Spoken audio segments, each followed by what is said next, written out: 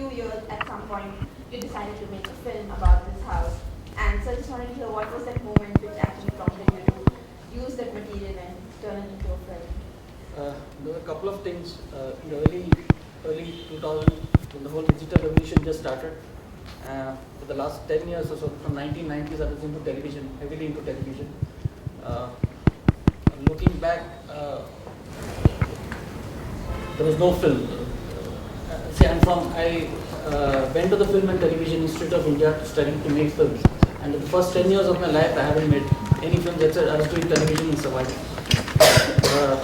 So this whole digital revolution started, and it became easy for us to make films with cheap cameras, digital cameras and all. So there was this opportunity where my house was being dismantled, and then I needed to record it. The whole intention was just to record it. So my friend and me, as mentioned in the film, went to this place, Miyar, and we shot for 3 days. And the intention was probably only to record it. I didn't know what to do with this film. For 5 to 6 to 7 years, I think I didn't know what to do with this film, mainly because of the past that was involved with that, and the baggage that comes with the past. Mainly the feudal baggage. I didn't know how to deal with this. I had a feudal baggage with me. I didn't know how to deal with this. But having said that, I found some time after 6 to 7 years, and I did a rough cut of it, and then I thought, oh, this is not just my story. This could be a story which can go beyond me. And that's when I started trying to complete this film. Yeah. And this one book, it's like you said, that obviously came with the baggage. And working on urban issues here, I feel it's very easy to take stands, like the people who say, oh, romanticize the whole village and the village society and the kind of living there, and the other side, the people are saying that no, we have to move on. But what I found in the film, especially in the beginning half of the house being disbanded and talking to people, that there was almost this exploration of what the staying means. It was almost like as if we're trying to understand, because there was a nostalgia for the past, but there was this reality of people wanting to improve themselves and get educated and obviously better their lives. So some reflections on that, that I think is transformation. Yeah, there's always this attachment towards the past that we have. We keep going on back to the past, and after 10 years of spending life in Bombay, there was a sort of reflections that happened in my mind, and I wanted to go back, and then I don't know, maybe I wanted to shift back to my native place. I was not sure of that, and that's when this shooting happened. But being a filmmaker, you can't sit at a place like Udupi. These days it's possible probably, and be a filmmaker. And yeah, there was a bit of dialectics there involved. But good, I stuck on to Bombay. Anybody in the audience has questions, comments? Why did you go to that heritage village and show the house in that place? For me, this process of filmmaking is coming to terms with the past. So once the journey was complete, I didn't feel it necessary for me to go back there. And believe me, after the house has been constructed, I haven't seen that house. For the film, also for the entire film, the structure of the film, it was not needed for me. So I had to come to terms with the past and the film. Maybe you should make another film on that heritage village. Synopsis. Where is this heritage village located? It's in a place called Mumbai.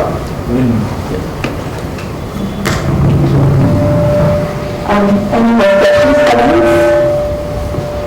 One at the back.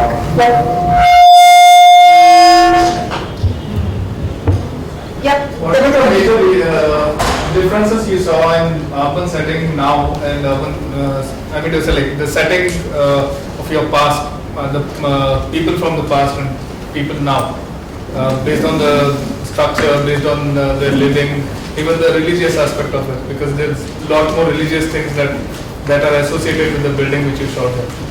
Yeah. I guess roads have come into villages right now. Development, education, especially in that part of coastal Karnataka, there's a school in every nook and corner. Education is a business right now. As far as religion is concerned, it's grown more fanatic. But yeah, by and large, development is considered as something, a city-based activity. Although the roads and communication have come to the villages to a certain extent, still an El Dorado, something to go there, and there's a land of opportunity there, which one doesn't find in a village. That's the same actually. That's the same, I think, 100 years back when my grandfathers, my uncles and parents migrated. I guess it's the same now. Although I must say communications and the roads and everything else, so-called developmental activities have increased. A lot of cements have gone into the village, cement manufacturing units, all those things. Still it's the same. Did you look for more heritage places and restoration places after you went through this whole thing? No, my concern was my house and my family. That's also one of the reasons why I didn't want to edit this film. Why should anyone be interested in my family? It's only when accidentally I finished the rough cut and saw that this could be this could reflect a larger picture, then I started getting interested in it. Otherwise it was basically a nostalgic documentation of the whole thing. I didn't go searching out for any other... Do you think India as a place is good as a market for amateurish films which are being which can be made here, like using small cameras, using day-to-day cameras, and can we actually like build a market on it? Or sorry to say this, there's no documentary market in India. There was a But comment. there's a lot of scope for documentary films being made because it's cheap and it's democratic. And you can documentary make is it. the future, I think. Pardon? Documentary is the future because this is something which you can document. Others you will have to recreate, which is not which is reflecting the artificial thing. The documentary is the future of future where you can other things. If you make a feature film, if you make, I mean, you are from FTII, I should not speak like this, but those things which you can recreate is something which you can do, anyone can do, but those which are documented, some of the reflections which you can, but if you ask me what is the takeaway of this, sorry to interrupt you, I don't get that takeaway from the movie, but there is a flow of what is past and what is the current thing. There is something there, but I think documentary is the future where you can, like what we saw in the last film which we saw. There is something which is happening around. There is a huge development thing which is happening on the other side. But overall, when we look at that, what are we gaining out of that? What are we losing? Is there a balance out of? Those are the things which we should really think about. Sorry to interrupt you. Please go ahead. There was one just a moment here. There's your Acha, because it's related to both of you. I'm an absolute outsider here to this restoration work, which I'm finding very interesting. The documentary and the one I saw earlier, and that question. In restoration work, for instance, while you're showing your house, you give a fair amount of history. People coming in, traders, etc. Absence of hotels and how they stayed and all that. This is a particular period of history. If you were to go back, let's say after all, history archival work is often done from family documents. But anyway, apart from that, if you were to go back to the history of this family, architecturally, prior to this, you will have a whole connection, no? History Of what it was like. Which family? Not the family. Family, also the architecture. We are talking architecture here, through the architecture. Is that kind of thing done in your restoration work? That question also, talking about the future being from these documentaries. Yeah. I'm just reconstructing from what you are discussing. Yeah. Is there any potential? And you also said this is not for the market as such. That's a different subject, I guess. But this is very interesting. This is as solid as, or maybe more substantial than history, Yeah. Although it was not the scope of the film to get into such kind of an history. If you go to Heritage Village and if you meet this person called Vijaynath Shenoy, All the 30-40 houses that are there, he knows the entire history of that. More than Where he is knows. this? Next to your Manipal campus there? It's in Manipal, right besides MIT or something like that. Uh-huh. Manipal Institute of Technology. Mhm. And he knows more about history about my family than I do actually. So that kind of thing is done. He's there. He's As a he's second there. question is like semi-personal. I think somewhere you asked somebody, did they give you your land or something or documents? Is that the kind of feudal baggage you're talking about? Absolutely. And that was a past. I was not sure how to deal with it. No, especially that way after- it can get very vicious. especially after reading Samskara. And thank God I dealt with it after some point. I actually had a comment, so basically when you show your own house, it's documented in very minute detail, so it's like you see the cobwebs, you see, somebody feeding the cows there. So, and with that, and the woman playing that game, and I was thinking all along that, it's just, the house is just one kind of a heritage, and the one that's, I think, the easiest to preserve in some ways, whether it's or anywhere, whether it's books, but there is this entire, obviously, the cultural living heritage, which kind of one expects is going to die or, is dying. And then when you go to that museum or that heritage village, you see actually that what has been, of course, the person has been doing a lot preserved is the architectural story, which is fascinating, but, you wonder about what's happening to that entire living heritage, and I don't know, what were your thoughts when you went to that village, and did you also think that that's, in some ways almost you see like that preservation, and some parts are not. Yeah, I was glad that, initially I was glad that the structure is being preserved, but after 10 years or 15 years, like it's all past here. Lifestyle it's bound to get changed, it's a cycle of life. It's history at one given point of time, it's going to change, and history written by a few people at some given point of time, it's all going to change.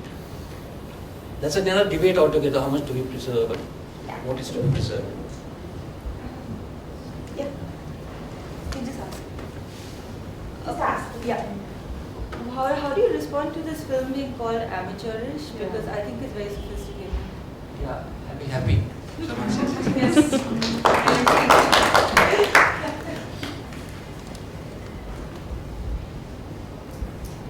Yeah, I actually like the segments where the Pujari is talking a bit about the land-feudal relations, where he's talking about the landlordship going away and tenants getting the land. And he talks something about the declaration. Could you just talk about it more? And secondly, every house, especially upper caste houses, are very gendered. So gendered, they're gendered spaces in terms of access to spaces within the house. So I think one of the protagonists makes the comment that women, this was the space for this one. So was there any gendering in the house? In terms of access to spaces. Yeah, second question first. Yeah, there was some sort of, I think it's clear in the film when my uncle says this portion of the house was for the women and this portion of the house for the men, and women ruled the roost in that portion and all. They were general specific. But going to details of that was not the scope of the film. One. But the spaces were gender specific, and if men were there, women would not, outsiders were there, women would not go into that area, the external area, and those kinds of things were always there. But going into details of those things was not the scope of this film.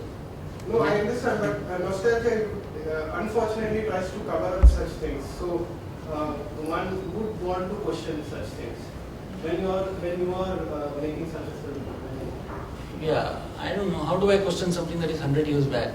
Something, I don't know, if that's what you're talking about? No, when you're remembering the house, when you're remembering the house, of course it is a space of happiness, everything. But there are certain things. It is a landlord's house. Absolutely. And there are certain the mechanisms there. There is a gendering of space. So that came across in some of this one. So I just wanted to know more about it. I don't know. I haven't researched that much into my family things like that. But this much enough for the film to say that such a space existed, such a division existed. But I actually felt that I could see it in the film. I mean, you didn't make it very obvious, or you didn't. I think that's what I liked about the film, that it was not taking stands, and I can understand it's difficult to take stands about something so far in this case, particularly when you are an actor in it. But I think the film did bring out at least I felt it brought out the contradiction of the whole feudal system and the genre. It was subtle, but I think it wasn't. You weren't trying to cover it up. You were telling the story as it is. At least that's the way I read the film. Where did you get the feudal system there? Well, when he talks to the tenants and he goes and asks about what happened to the papers, what kind of, how much rice did they give. I think all of that was telling a story about a different way of, different society. At least that's what I got. It could have been easy to make a film. I feel it could have been easy to make a film just about the house and its architectural quality without actually talking about the society around it. But the film did actually go into all of that. Any other comments, questions?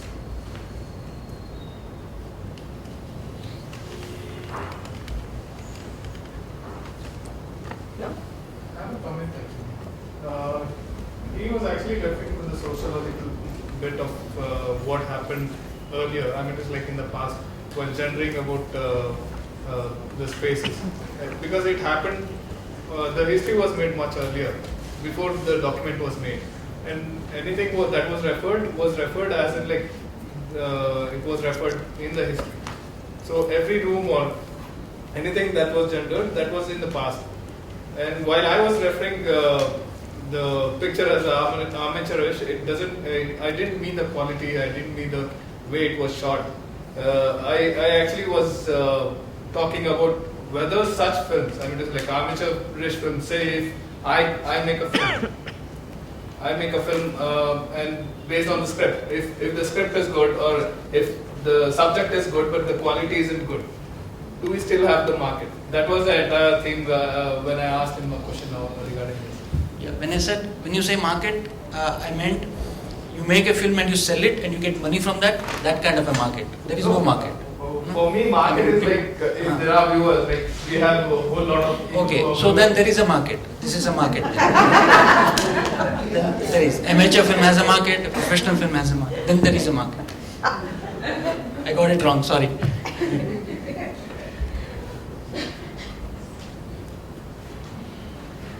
Yeah, that one. Yeah. Thank you. I disagree with what you said. As in, I think it's my opinion personally. The documentary should have a personal opinion. I'm not connecting to what you screened or what you saying. And of course, from FTII, I would have expected a little more visually and other things. That's a different thing. But otherwise, I think documentary should have a personal opinion. I say this. I think that's a larger discussion outside the scope of this. Oh, We can continue off screen. I think Shubha wants us to move on. Yeah. Thank you so much.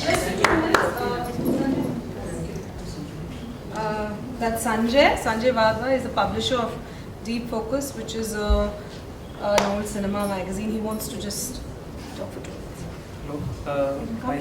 I thank Subhashri Yashodhara, IIHS, and the media department for allowing and collaborating. I would just like to share with you all that we have revived Deep Focus Cinema, which has been one of the few serious publications on film in India. Because usually it's only Hindi cinema that gets promoted as Indian cinema, and it's unfortunate that we rarely have publications which look at cinema with a serious perspective. So we have revived the publication last year. It's a quarterly magazine, and we welcome you all to have a look in case you would like to subscribe. And we also welcome all of you to come forward and write articles, because alongside well-known and senior film scholars and critics, we have consciously taken a decision to publish articles by aspiring writers. Please, we are outside, just next to the registration desk, and look forward to seeing you in the break sometime. Thank you. Thanks. So we come back at 4. Sandhya Kumar.